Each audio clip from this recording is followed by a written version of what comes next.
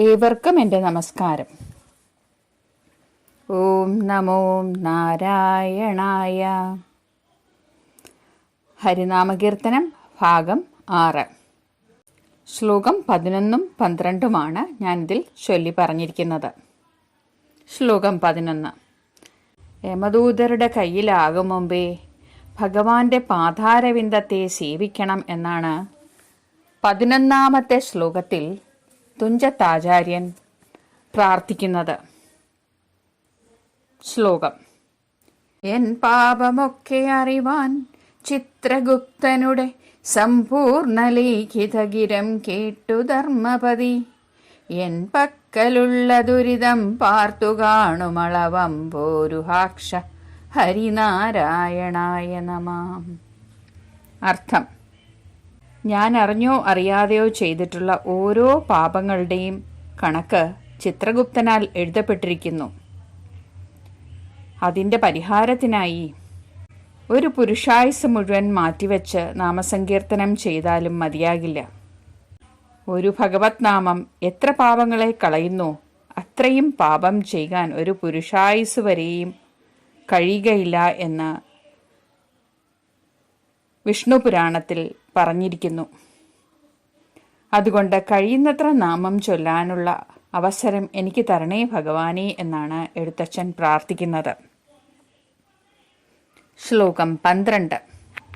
ജ്ഞാനം കൊണ്ട് അജ്ഞാനങ്ങൾ നീങ്ങിപ്പോകുന്നു എന്നാണ് ഇതിൽ എഴുത്തച്ഛൻ പറഞ്ഞിരിക്കുന്നത്. നക്ഷത്രപംക്തികളും ഇന്ദുപ്രകാശവും ഒളിക്കും ദിവാകരനുദിച്ചങ്ങുയർന്നളവിൽ, പക്ഷീഗണം ഗരുഡനെ കണ്ടു കൈതൊഴുതു രക്ഷിക്ക എന്നടിമ നാരായണായ നമഃ. അർത്ഥം: നക്ഷത്രങ്ങളുടെയും ചന്ദ്രന്റെയും മറ്റും പ്രകാശങ്ങളൊക്കെയും ആദിത്യൻ ഉദിച്ചു പൊങ്ങുമ്പോൾ തീരെ ഇല്ലാതായിത്തീരും. എത്ര വേഗത്തോടെ പറക്കുന്ന പക്ഷിക്കൂട്ടങ്ങളും ഗരുഡനെ കാണുമ്പോൾ കാൽക്കൽ വീണു തൊഴും. അതിനാൽ ഭഗവത് നാമത്തെ ഉച്ചരിക്കുന്ന സമയം എപ്പോൾ തന്നെ ആയാലും അത് നമുക്ക് ക്ഷേമമുണ്ടാക്കും. അതിനാൽ സകല പാപക്ഷയകരമായ നാമോച്ചാരണം ചെയ്യുവാൻ ഇടവരുത്തണേ നാരായണ, അതിനായി ഞാൻ അങ്ങയെ നമസ്കരിക്കുന്നു എന്നാണ് അദ്ദേഹം ശ്ലോകം 12 പറഞ്ഞിരിക്കുന്നത്. വളരെ ലളിതമായും വളരെ ചുരുങ്ങിയ സമയത്തിനുള്ളിലുമാണ് ഞാനിത് പറഞ്ഞു തീർക്കുന്നത്. ആചാര്യന്മാർ വ്യാഖ്യാനിക്കുമ്പോൾ ഓരോ ശ്ലോകവും 1 മണിക്കൂറോളം വ്യാഖ്യാനിച്ച് കേൾക്കാറുണ്ട്. അത്രയൊന്നും നമ്മളെപ്പോലുള്ള സാധാരണക്കാർ പറയുമ്പോൾ ആരും തന്നെ കേൾക്കാൻ താല്പര്യപ്പെടാറില്ല എന്നതുകൊണ്ട് തന്നെയാണ് ഞാനിങ്ങനെ ചുരുക്കി പറഞ്ഞു പോകുന്നത്. തെറ്റുകുറ്റങ്ങൾ ക്ഷമിക്കുക. എൻ്റെ എല്ലാ വീഡിയോസും കാണുന്ന ഏവർക്കും എൻ്റെ നന്ദി ഒന്നുകൂടി രേഖപ്പെടുത്തുന്നു.